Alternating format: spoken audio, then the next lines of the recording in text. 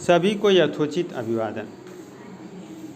आज हम लोग प्रेमचंद की बहुचर्चित कहानी नमक का दारोगा की चर्चा करेंगे। सबसे पहले इसका परिचय हम जानेंगे कि इस कहानी में है क्या।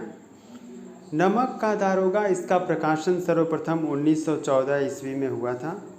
प्रेमचंद की यह एक प्रसिद्ध कहानी रही है और इसको एक आदर्शोन्मुख यथार्थवाद के पूरे उदाहरण के तौर पर देखा जाता है। वास्तव में आदर्शोन्मुख यथार्थवाद होता क्या है? आदर्शोन्मुख यथार्थवाद की चर्चा प्रेमचंद ने ही अपने एक निबंध में की है।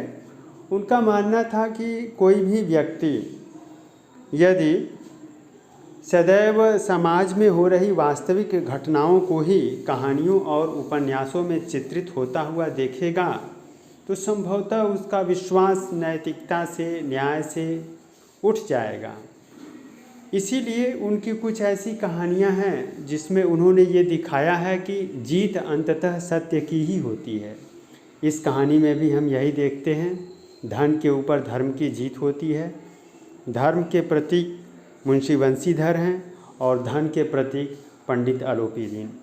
पंडित अलोपी दीन चाहते हैं कि अपने धन के बल पर मुंशी बंशीधर को अपने वश में कर लें, लेकिन वे ऐसा कर नहीं पाते हैं और बंशीधर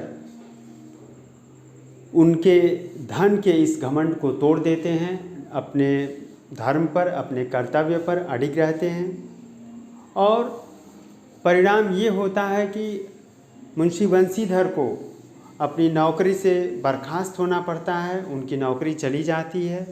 परंतु प्रेमचंद इसके आगे आदर्शवाद की तरफ कहानी को मोड़ते हुए यह दिखाते हैं कि पंडित अलोपी दीन के मन में एक ग्लानि का भाव उदित होता है और वो सोचते हैं कि एक ऐसे ईमानदार व्यक्ति का नुकसान नहीं होना चाहिए जो सत्यनिष्ठ है, जो अपने कर्तव्य पर अडिग है, जो भ्रष्टाचार के समक्ष झुकना नहीं चाहता है और धन बल के आगे वह आत्मबल को सर्वोपरि मानता है।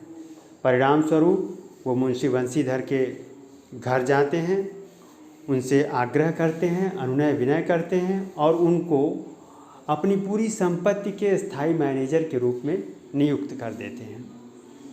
मुंशी बंशीधर पहले तो इस प्रस्ताव को नहीं मानते हैं, लेकिन जब उनकी समझ में आता है कि पंडित अलोपी दीन वास्तव में ग्लानि से जूझ रहे हैं और उनका इरादा नेक है, तो वे इस प्रस्ताव को स्वीकार कर लेते हैं और हम देखते हैं कि अंततः सत्य की जीत होती है। आगे हम इस कहानी की और विस्तारपूर्वक चर्चा करेंगे। धन्यवाद।